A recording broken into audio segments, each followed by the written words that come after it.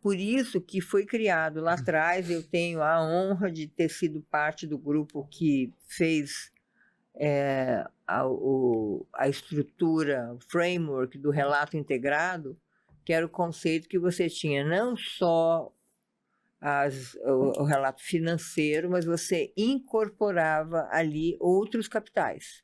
Além do capital da manufatura, financeiro, você incorporava o capital ambiental, o capital humano, o capital de relações, o capital de inteligência no sentido de informação, por exemplo. Né? Sim. Porque tudo isso são ativos intangíveis, mas que precisam ser considerados, que podem, inclusive, destruir uma empresa do dia para a noite. E é curioso isso, né? Porque uma vez eu vi sabe, meme, uma piadinha assim, era uma foto do Atlas, né, que carrega, da mitologia grega, que carrega o mundo nas costas. Era o Atlas, e em cima dele tinha uma planilha Excel, né, dizendo que no limite você tem sistemas sofisticadíssimos de tesouraria, enfim, de todas as naturezas, mas tudo termina no bendito Excel, né? E eu entendo, e faz sentido, porque todo esse valor, você tem um relato integrado, você tem o capital ambiental, capital social, etc. Mas é o bom e velho, qual que é o numerinho que vai parar no lucro? Ou qual que é o numerinho que vai parar no patrimônio líquido da empresa? Né? O próprio Damodaran, né, um dos papas aí das finanças corporativas, ele escreveu esse livro, um livro chamado Números e Narrativas, né, que fala justamente sobre isso. Marcas como a Uber ou a Ferrari, quanto esse intangível de marca, quanto que isso influencia o valuation dela, né? E a questão, outra coisa que você falou que eu gostei muito é da narrativa, né? Eu brinquei com você, eu sou um contador que virou contador de histórias. Eu amo narrativas. Já fiz trabalhos para conselhos, inclusive, onde eu trouxe a narrativa. Olha, você era de tesouraria. Ao invés, eram 70 gráficos aleatórios. Você fala, você vai começar falando isso, você vai depois passar para cá, para cá, para cá. Isso aqui vai fazer sentido, confia em mim. E deu certo. Eu gosto disso. Eu acho que a coisa tem que fazer sentido. Então, mas eu ainda sinto falta dessa... Parece que ainda está sendo construída essa ponte entre a narrativa e o número, né? E que eu acho que um dos efeitos, uma das consequências dessa ponte ainda mal construída é o tal do greenwashing, né? Voltando para o ESG. Então a minha pergunta é, como que você entende o greenwashing? Como é que ele influencia a tomada de decisão de um conselheiro? Por exemplo, você vendo, a gente está indo para lá, então a empresa está dizendo que está fazendo ABC, mas, putz, não é bem assim, né? E como é que ele vai avaliar esse risco reputacional? Como é que ele vai avaliar a potencial perda de um cliente, de um fornecedor, por conta do greenwashing, sendo que tem tanto greenwashing por aí?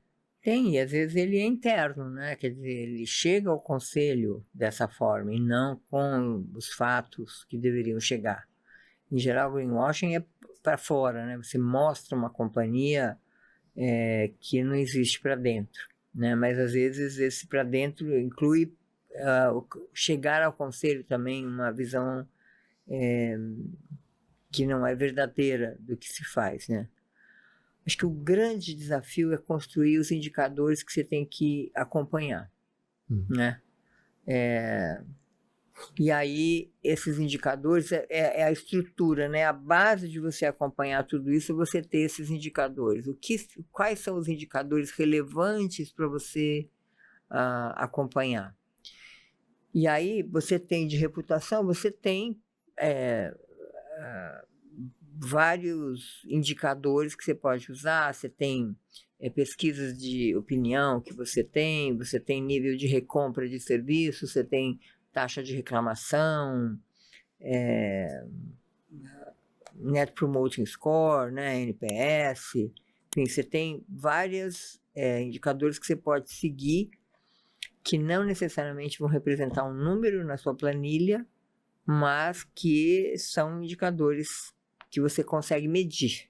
Sim, né? Muito legal. Uma última pergunta, então, nesse contextão inicial que a gente está criando. Eu vi que você lançou, junto com o IBGC e a Better Governance, né, uma pesquisa que está em fase de coleta de dados sobre o contexto geopolítico. Me conta um pouquinho, por que essa pesquisa foi criada e qual que é a sua visão sobre o contexto geopolítico? Olha, a Better Governance tem um foco, minha empresa, muito grande na atuação dos conselhos de administração, né? A coisa mais frequente que a gente faz, entre várias coisas, é a avaliação de conselho. E eu estudo o conselho há bastante tempo. Meu livro tem o foco no conselho de administração, né?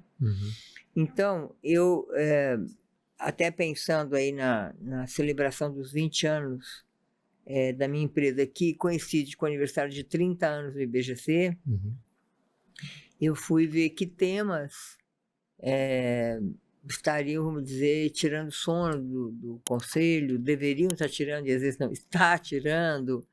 E o contexto geopolítico, isso foi, a decisão do tema foi antes da eleição do Trump, né? E aí ela só ganhou, vamos dizer, mais interesse ainda.